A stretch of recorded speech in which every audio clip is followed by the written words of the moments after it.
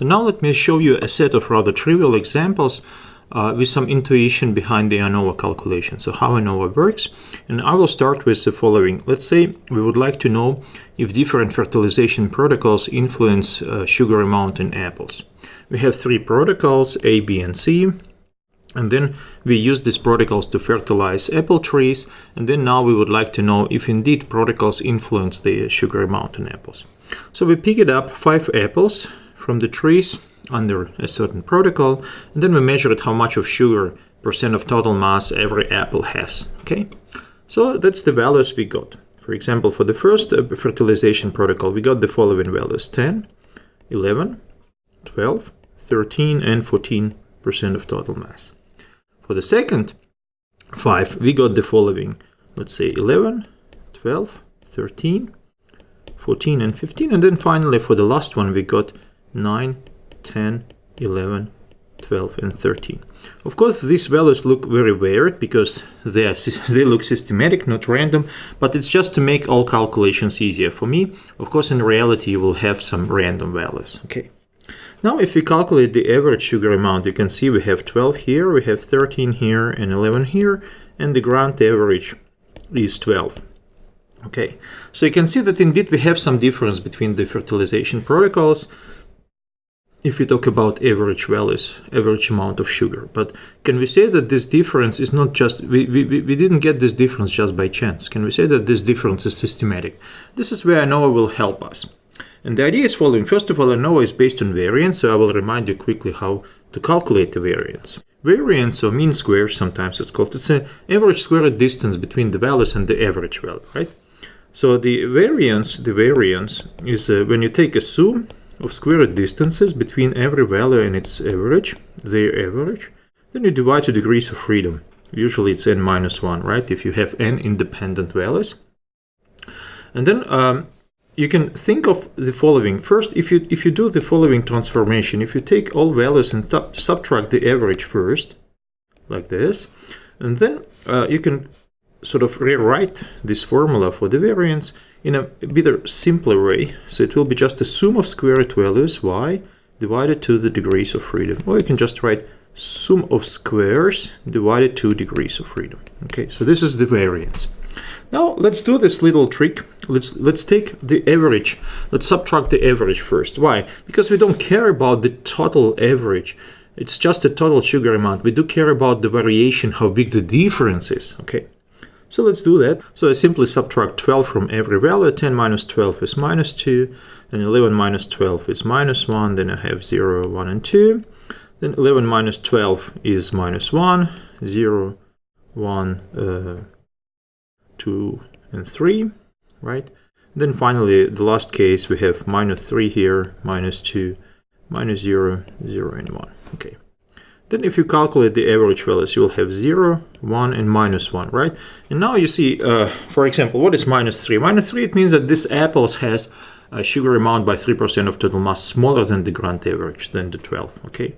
And then we still have the real difference between the groups, right? We have 0, 1, and minus 1. So it means that in the protocol A, apples in average have the same sugar amount as the total average. In the protocol B, they have by 1% in average larger, and the protocol C by 1% in average smaller. Okay. Now what we need to do, this is a total variation of sugar. Total variation of sugar. Now we need to split this total variation into two parts. The variation caused by groups, so it's a systematic part, and the variation caused by any other, assuming random factors. This is a random part. Okay. So let's start with systematic part. So in systematic part, the source of variation is just being in different groups, okay? So it means that within a group, we don't have any variation. So what will be the value for every group? Let's take the average. So if you don't have any variation, all apples from the tree A should have the same sugar amount as the average, right? So it means the grand average in this case. All apples from the trees using protocol B, where we applied protocol B, should have by 1 larger, by 1% of total mass larger. Then this is the systematic variation for the apples protocol C. Okay, so this is a systematic part. So if we remove all random sources, this is what the sugar amount apples should have. Okay, but we can't remove random sources. We always have random factors. So how big the random influence is? So in this case, it's easy. You know that the total is blue, and then we have systematic, which is green, and then the second part will be the random. So it means that if we take random plus systematic, we will get total. So we can calculate the random part as a total minus systematic part. Okay. So for example, the total variance is -2 for the first apple. We have systematic part is 0. -2 minus 0 will be -2. Then we have -1, 0, 1, and 2. Then the second B, -1 is a total. We have systematic part is 1. -1, -1 again. We have -2, -1, 0, 1, and 2. Then the same here. Now I need to tell you something. These values that are orange, they called residuals. And they should be absolutely random, because this variation is caused by random factors. In our case, they are not random only for one reason. I choose the original value as systematic, just to make calculations easy. In reality, these values, the orange values, should be absolutely random. They should be normally distributed. And that's one of the ways to check if your ANOVA model is correct. Okay.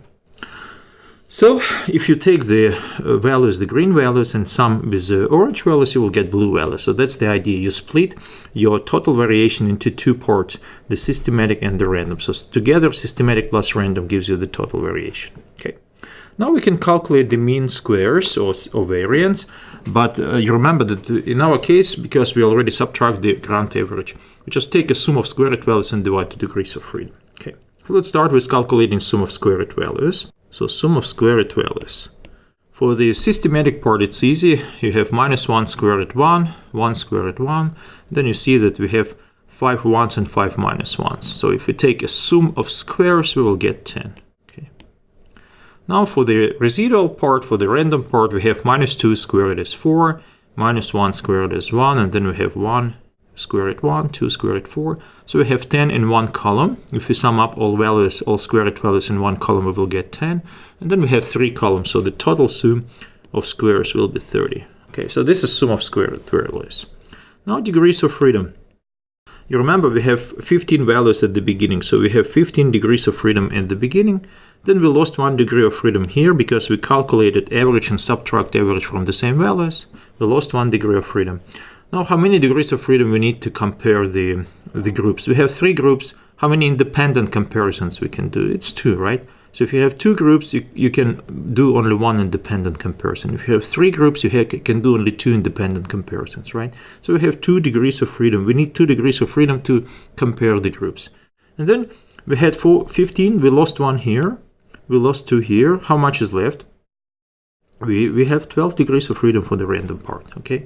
It's sort of, the orange values are the same values as at the beginning, but we reused these values twice. We reused these values to calculate the average and subtract it, and then we reused these values to calculate average for every mean, right? So it's for every group. So we lost 3 degrees of freedom in total. Now we can calculate this variance, or it's also called mean squares. So it's easy, a ratio between sum of square root values and the degrees of freedom. So in this case it will be 5, and in this case it will be 2.5. So the F value, it's a ratio, it's a signal to noise ratio, like a T value, right? Like a T statistics. So it's a ratio between mean squares for systematic part and mean squares for random part, which is 5 over 2.5, which is 5 here, 5. And then which is 2. So this is our F statistic. It's a measure of extremeness, how extreme our samples are relative to the null hypothesis. A null hypothesis is no difference, right? So it's similar to T statistic. And actually, if we have 2 groups only, then F value will be the same as the T value in the 2-sample t-test. So if you don't have any difference, the F value will be like a T value, it will be 0. But because F value is a ratio of sum of square root values, F value cannot be negative, right? So what it means? It means that the distribution for F value will look like this. So this is F value. Then, for example, this is 0. And then the distribution will look like this. Of course, the shape will depend. It will be unsymmetric. Most of the time, F value should be small, right? And the shape depends on the 2 parameters. It's the degrees of freedom for the systematic part and degrees of freedom for the random part. In our case, it's 2 and 12. Okay. And then, for example, if this is 2, this is our F value. what will be the p-value? Remember, p-value, it's a chance to get a sample as extreme as ours or even more extreme. And even more extreme, it means it's a sample with an even larger f-value, right? So this is the p-value. This is the p-value because this is the direction of extremeness in our case. So this is a p-value for our test.